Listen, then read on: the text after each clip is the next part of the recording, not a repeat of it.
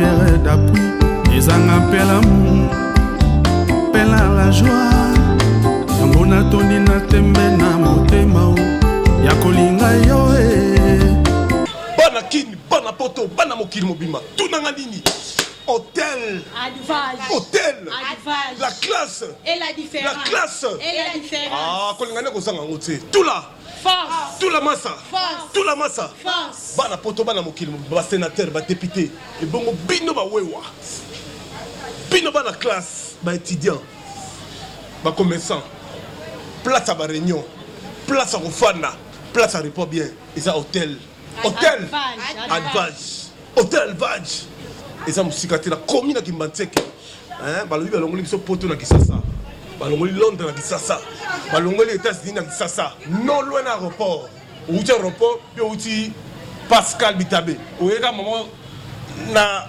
commune na Kimbantseke diagonale na bureau ya PMI pour ngane ko sanga ngote yaka au découvrir hôtel ya solo hôtel advage hôtel advage la classe et la différence dimanche maboke ou bien kitoko na moins cher bien moins cher secret moins cher place à repos kolala ba chambre jolie ah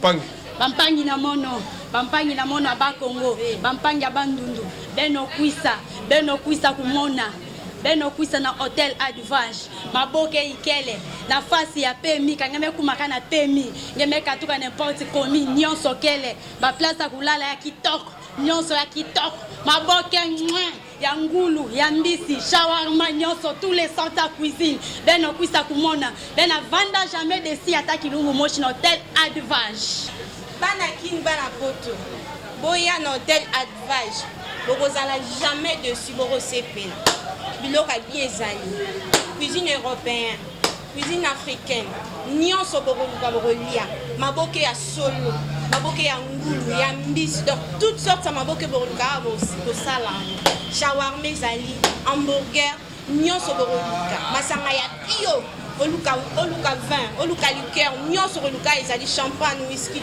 tout ezali bachamba kitoko kolala ya bien donc nyonso service traité ya solo ya malonga boya bokozala jamais dessus bokosepela toza musika te toza na Kimbantseke non loin ya aéroport non loin ya Pascal toza tout près ya agence ya PMI avenue Ngambali numéro 2 boya bokozala jamais dessus hôtel advage hôtel advage hôtel advage hôtel merci na ndenge tokutani mokola lelo tosola makambo etali mboka na biso koloba mpe kotala ndenge nini mboka eza kokende parce que tomonaki déjà lobby population il aksaki bolingo envers le chef de l'État Félix Antoine Tshisekedi Tshilombo Ntombolo oyo s'adressaki devant la nation mais quand même tozo komona lisusu na bandeko abengami ya FCC toujours bazo créer ba réunion pour déstabiliser toujours vision cher chef de l'État malgré le chef de l'État après ça qui compte rendu à union sacrée ndenge basengi qui va dissoudre le parlement ba kata entre FCC cash parce que ils ont rapporté n'a rien. Ça fait 2 ans, Fatina a Bokonzi. Rien ne marche. Siko Moussa les Obanda. Tout ce qu'on a battu FCC. Boboumi Mboka trop. Bonyokuli Bana Congo trop. Bon enlevé battu trop. Boboaki battu trop na Bangando. Moutako Bang Sabino Azate. Moutako Bang Abino Azate. Pour Boza il l'autre côté. Bozo ba mercenaire. Bozo ba mercenaire. Peuple déjà baza derrière Fati. Mboka le Congo c'est la richesse. Parc ezaka la Kingakati. Bangando, ba girafe, ba nyama nyonso malonga zeni na kingakati. Na mboka na zo ezalaka te. Kilo tala lion aza na zo tala santé na zali. Kilo ko tala lion azali même na parc Virunga là où aza na kingakati il y a différence. Bo pesi lion na combat Augustin, bo so pesi na combat Jaba Kaboul. Bo to secteur famoso, oui ba combat ezaka na Congo. Ba pesi lion na combat Augustin Kabuya. Lion musu ba pesi na combat Kabundu. Et puis ça passe cheval moko bapesi na kombo Kabuya cheval ou ba tachugu Kabuya est-ce que c'est normal est-ce que tout n'a habité boza bato ko lobaté boza bato ko fanda non nye bobité biso peto salaki na tango na biso tutungaki mwa ndambo nzela tutungaki mwa ndambo ya immeuble siko peto tika pe chance na ndeko na biso Tshisekedi Félix a même biso na émergence. C'est ça c'est la haute politique. Comment on a battu mon co? Moutoumoko a 10 immeubles en Afrique du Sud. Nous individuellement. Qui même maison à la cachette pour la. À la prison pourquoi? Pour le détournement. Bamaro c'est dans la prison pourquoi? Pour le détournement. Tolo baté, to fandanye pour bino boza banza. Mboko za binote. Musée Kabila, ceux qui a kotaka la mboko na boyo kango bien.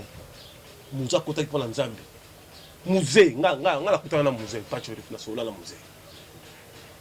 Nous allons dire non, on a des Congolais qui sont vraiment chrétiens. Il avait bien dit ça. Il y a un musée, il y a un chrétien, il y a un musulman. Tout ce qu'on a la réussite, nous vraiment à la place qu'il faut, on a vu tout ça. Depuis qu'il mouta Kenda, il ne rien ne marche, qu'il me peut zéro. Le gouverneur a tout cocaté, qui a besoin qu'il mouta zone. Pas de l'élection. Le gouverneur, élection à député convention, député national, tout du sud du parlement, le président Samuel à Longwe, la Sénat, Longoli Bango, tu es bateau, peu personne n'a besoin de Bango. T'as tout comme elle s'est tout béron, général aux âges, pas général, pas policier, vous avez traité. Vous n'avez pas besoin de faire un beaucoup de sambois, tous on a réussi, tous on a André Kimbuta. Bouta la vrai, Bouta la mouton, ça dit populaire, il va peupler. On va comprendre l'histoire, ça vrai quinois. Il y a où tu as un massacre dans Mbokate, André Kimbuta, ça dit, ah ouais, ça m'a beaucoup peuple. Aza Kinoa, nous la Fachi, Aza même professeur à Fachi, Aza on a dit que c'est ça, pour te mettre comme élection qui toko, eux comme ma vision l'émergence. Tout lingi va flatter, tout nous battre pas compétent. Tout comme mais ça bien te gouverner à toi les autres kokano tozo longwa. Tozo longwa là-bas, tozo longwa. Tous André Kimbuta tozo zonga wana. Président Fachi yo kanga. Tout ça mais ça me bien honte. Tout là André Kimbuta.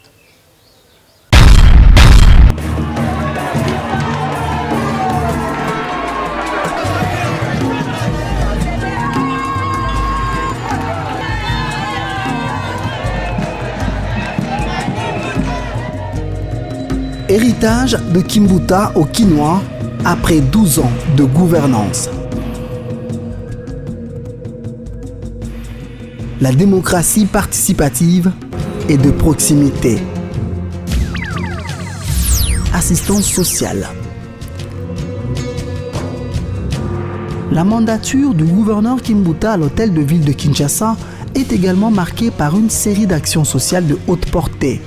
C'est notamment le cas du traditionnel partage de repas de Noël avec les orphelins, geste devenu pratiquement un rituel annuel.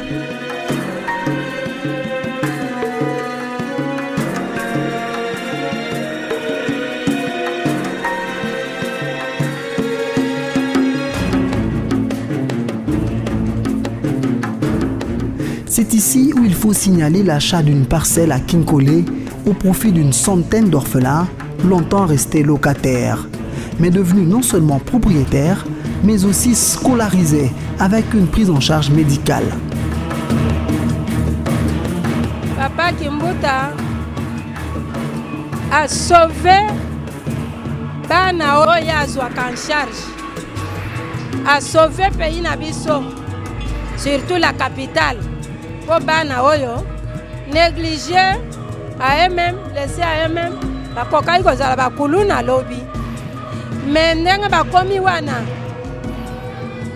année passée moko azwi diplôme année oyo baza 6 na 6e des humanités ene na bango nyonso oyo abanda orphelina oyo akoti na première licence soki ye te bana wana situation na bango elingi ezala mosusu oyo tozomona ya bana bazomona pasi bamususu bazoke bota ka boye bamususu bazo donc asalisi bana oyo lobi so bakomi bato ezali pona. Le Seigneur m'a fait grâce. Et ça je voulais dire que le Seigneur est le Dieu des orphelins. Est le Dieu des orphelins parce que quand nous demandons à Dieu, Dieu n'abandonne jamais ses enfants. Dieu nous connaît même si nous n'avons pas les parents. Mais Dieu, quand même, il nous a donné les parents qui ont venu remplacer nos parents. Je suis vraiment content et très heureux.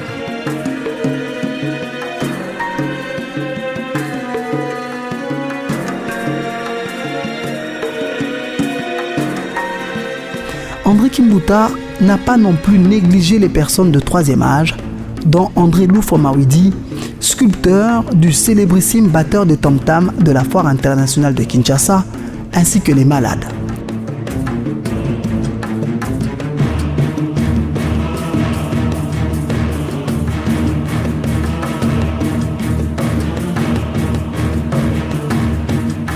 Chaque catégorie sociale a pu trouver son compte dans tout ce qu'il a fait. André Kimbuta n'a pas loupé une seule occasion pour venir en aide aux victimes des catastrophes survenues à Kinshasa durant son règne.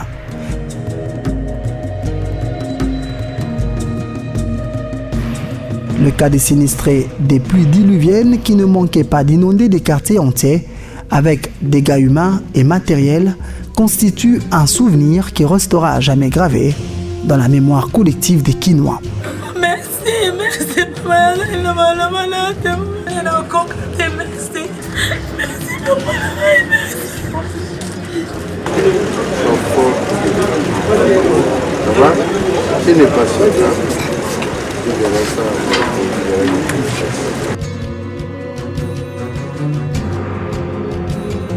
Plusieurs autres événements ont marqué les passages du sénateur Kimbuta à la tête de la ville de Kinshasa.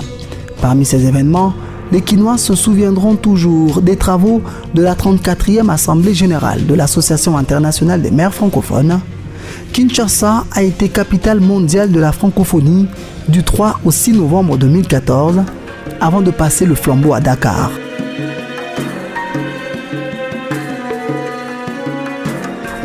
Elle est également de plein pied sous l'heure Kimbuta dans le rayonnement international, avec des échanges de haut niveau avec les autres villes francophones du monde.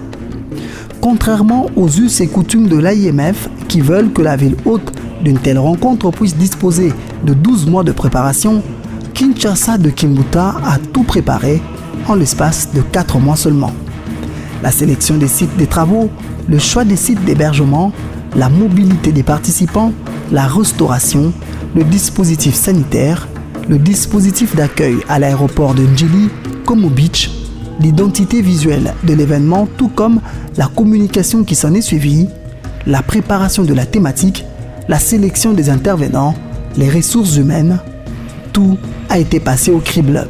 250 délégués des villes francophones ont séjourné à Kinshasa dans le but de renforcer leur capacité mutuelle autour des thématiques axées notamment sur les villes et migrations internationales, le dialogue autorités locales, l'Union européenne et autres partenaires, ainsi que ville et lutte contre le changement climatique. Acceptez que je puisse une fois de plus saluer le courage dont a fait montre la présidente de notre association, Madame Hilda Gou, qui, en dépit de la campagne autour du virus Ebola, qui a frappé une partie du continent et fait vaciller le monde, n'a pas tremblé. Elle est restée ferme et a maintenu la tenue de ce grand rendez-vous de notre organisation en Afrique et à Kinshasa. Pour aller vers une meilleure gouvernance, pour aller vers une gouvernance plus efficace, il faut considérer que la moitié de l'humanité ne peut pas rester sur le bord du chemin. La moitié de l'humanité, ce sont les femmes. Elles se conjuguent avec les hommes pour faire en sorte que les solutions efficaces soient trouvées dans nos villes au profit de la population.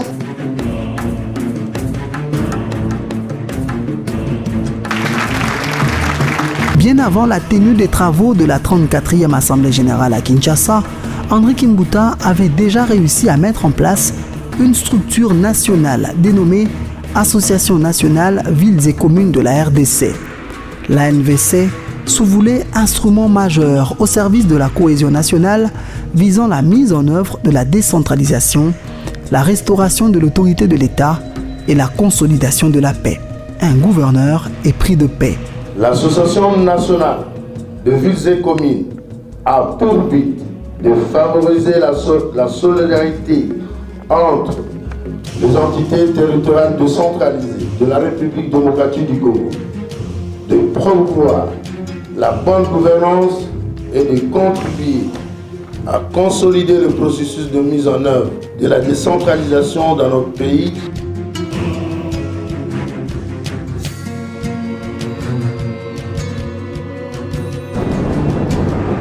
l'administration Kimbuta doit sa longévité en grande partie à un climat de paix cher à celui que les Kinois ont surnommé le Haut Sommet.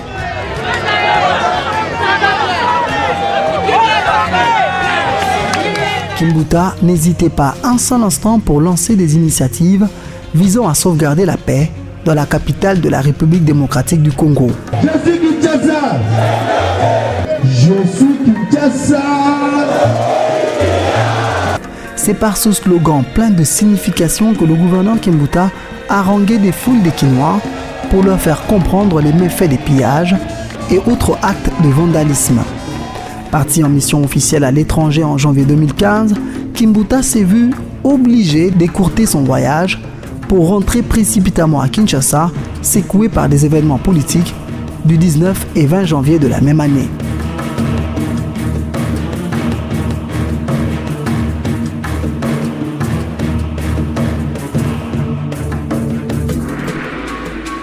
Il s'élance dans une campagne de sensibilisation de la population, dénonçant au passage les dégâts causés par les incidents survenus dans la capitale sous prétexte de revendication des opposants.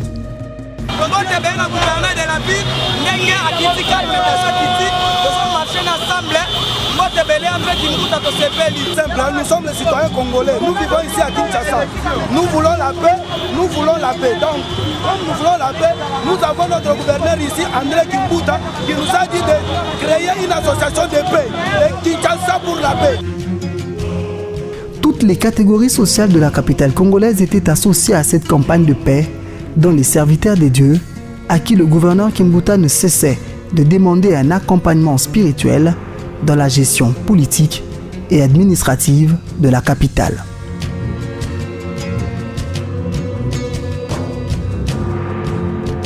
Patriote de premier rang, le sénateur Kimbuta a mobilisé toute la ville de Kinshasa pour témoigner son soutien aux forces armées de la République démocratique du Congo engagées au front pour neutraliser le groupe armé qui ne cesse de causer mort d'hommes et des déplacements en massif dans l'est de la RDC.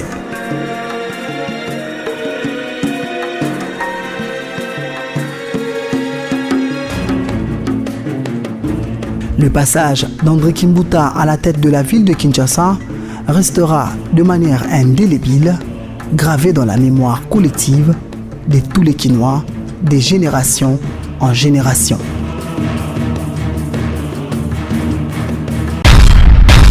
Bana pep bana Congo nazana minga koloba te.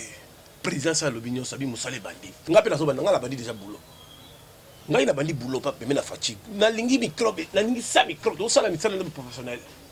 Na bandi boulot. Na bandi musala parce que facha lobigi non, to bandi boulot. Basile longa bandi musala. André muta bandi musala. Ya na ngacha pembe bandi musala. Moïse Katumba bandi musala. Tous ont mis le tous ont besoin que peuple touche ma beaucoup tout ça ni toleka. Si mi motema toleka o tikali to tikio. Ya Didier Tumba finanga mangro koto. Général Mouné Nazalia. Il dit qu'appelle Zobi. Mutoko Melsa Mutubero Zate. Nous tous nous sommes des Congolais. Papa n'a pas Pascal Mokuna. Asobanda boulot na seni, azo seni. Tu peux bomber les sociétés, tu tout ça a tenté, tout ça a besoin de toi avancer. Tout ça bon samboka. C'est que des nègres ont président Fachi. Au gouvernement de côté là nous, à 10 ans nous bon samboka. Après 2042, nous devons dire élection parce que Mboka couffé. Au boy mais la Sid, mais la Javel. Tout petit carotte, mais la Javel de Moro déjà boy qui n'est Brazzaville dans sa sous-président. Maman Brigitte Mwanzakabe Fachi solution. Bozonga la qui ne zo bonga. Fachi ali to bandi musala. Mutu nyoso yiba munga Mboka bazokanga bino. En plus, je ne sais pas si tu es refait dans le carabino. Beaucoup de boîte. Je ne sais pas si tu es magistrat dans le carabino. Tala, tu vas dire, Maramba Yumbi. Tu sais pas Maramba Yumbi. Enquête à Yumbi. Tu sais pas enquête à Yumbi. Tu y es le sous Makambo, tu as Makambo na sap. Tu Kangio au Samba. Tu as la prison na kata Chikapa. Tu commences à biberoter. Tu sais na bomba musée. Tala. Madame Nazolo Bakotala, tous les Sabino Biberoté, Nanya Boma Musée, et Congo Bisso, tu l'ingénieur de souffrir, tu souffres, tu auras mis à la tête, 5 à 10 ans, tu sais du sens, tu as maille, tu souffres à Gaboy. Tala, Nzambe avec Mukuna, Azik Sabino. Même la force, nous sommes aux Russes, ils ont payé la moto.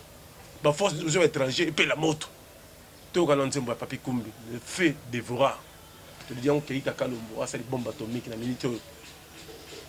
À les bisous, on peut ça court, il va pétrolier. Tout ce qui est l'image, il y a papi Kumbi, l'image du chef de l'État, Félix Antoine Sekechilo, Mouko Antombolo, moi, Mai, Makaninda. Pape Théodore Mukendi, Daniela Kamonia, Jacques Tshisekedi, Roger Tshisekedi, Topin, Michel Moulumba, Baroto Bazota Labiso, Pacho Refi, les grands combattants, les grands nationalistes, les grands patriotes. TV comme les gens qui ont été ma gloire Kabemba, à côté de la gouvernement à partir. Toujours banque Samouté, toujours banque la vérité. Au boy, mais la Javel. Avant qu'on me la dans la Javel. TV comme les gens qui ont été la pébition. Merci Nabino tout besoin de la pébition. Bateau va comprendre l'histoire que Balandi, bateau à partir ou à tirer la ticali. Coalition FCC et Sili. Beaucoup de fans dans la bande, beaucoup de choses. Mais les fans, Bozeli, Bengti Bino, c'est pas tu veux accompagner ma magistrat, là, la caméra, mais vous voyez la filmer. Sans microbe, nous avons travaillé déjà en Fati, nous avons dit Moussala, nous avons dit Boulot. Ah bon, attendez, Sali, oh, Ibagimbon, la frontière de Bakango, qui m'a dit, les Américains, les Lingi, les Despe, Angola, Baza, tout ça, belé. Nous avons Américains, les Français, les Lingi, oh, qui m'a dit, papa. Combat cache, préparez-vous. Na bino bota na ba ketch bon le vagabato. O monde wa kumukanga bino. Batangi mwana mutaliboma na caméra na mbongo na kati. Amote kabino. Monde niveau to mokeni na ba général ba colonel. Monde bezo ko kumukanga bino. Bakanga colonel général mo ba rwandais na kota na maluku. O monde niveau ko sambwa. Beaucoup sambwa no mbonga kala. Pouvoir oser nzambe, peuple ça déterminé pour ba limbi trop. TV comme les gens ont toujours branché la banque télévision, chaîne la vérité des major Moussala qui toque, général Elvis Ozong à la ville, pour ça ça. Général Elvis Ozong à la ville. Tout le monde s'est dit, Béronté, tout pas qui n'a moutazate, tout pas dans moi la moutazate, tout le monde s'est dit, Béronzate. On a les gars fatigués. On a les gars fatigués, mais qui au samba. TV comme les.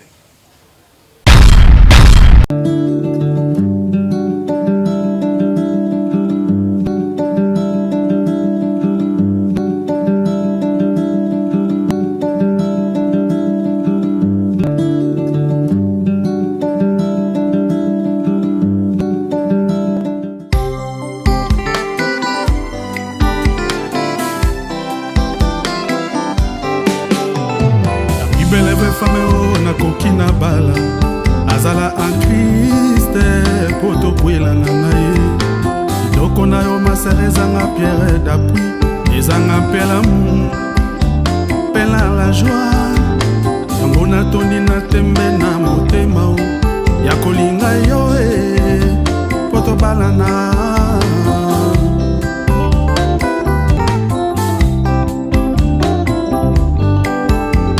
La Bible veut femme o na lingi na kwela ye Azala en Christ poto kwela na ye Doko na yo maserezanga pierre d'appui Ezanga pela mu Pela la joie Yango na toni na tembe na motema o Ya kolinga yo poto balana Ibala sema utakaka na Nzambe Pasi na bisengo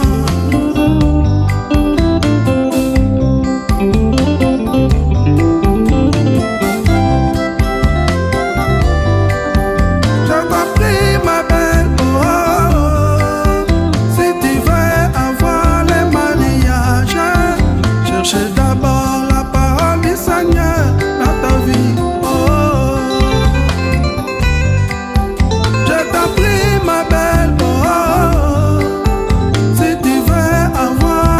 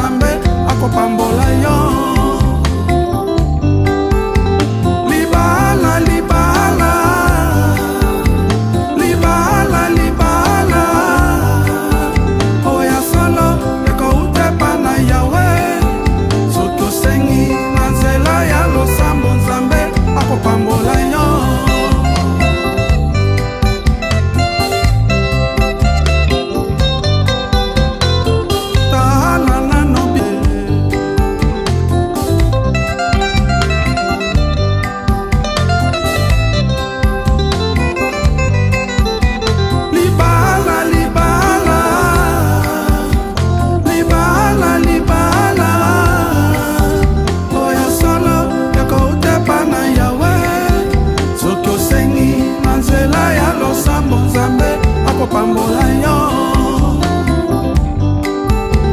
libala libala libala libala oya solo ekoutepa na yawe Changana.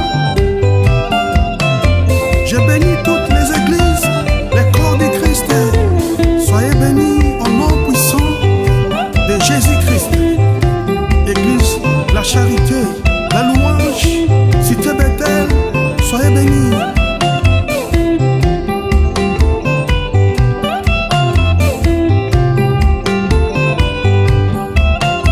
Allô Turquie, c'est les Mangaya, soyez bénis. Au nom de Jésus-Christ, Maman Sarah, Jean-Jacques, à Martinique.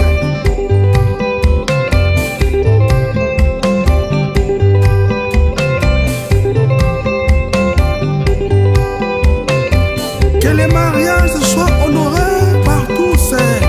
Yahweh Shama, soyez bénis.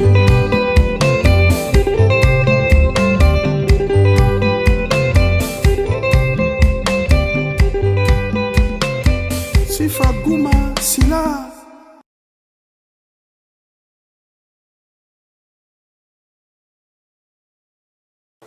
C'est désormais officiel. Kinshasa abritera en août 2022 les Jeux de la francophonie. L'information a été livrée ce mercredi soir par la directrice du Comité international des Jeux de la francophonie au cours de l'audience lui accordée par le chef de l'État. Alors, je suis la directrice du Comité international des Jeux de la francophonie. Je m'appelle Zena Mina. Nous avons souhaité rencontrer le président pour un point de situation sur l'avancement du projet de l'organisation des Jeux de la francophonie qui auront lieu en août 2022. Nous avons eu l'assurance pour un suivi et pour l'organisation des Jeux de très grande qualité à l'image de ce pays. C'est un événement qui va être transmis au monde entier, à la planète entière. Donc vraiment de rester solidaire, de s'approprier cet événement et que ça soit vraiment une fête pour toute la population congolaise et que tout le monde s'engage pour sa réussite. Grand pays francophone au monde, la RDC sera ouverte au monde et va retrouver sa place dans les concerts des nations.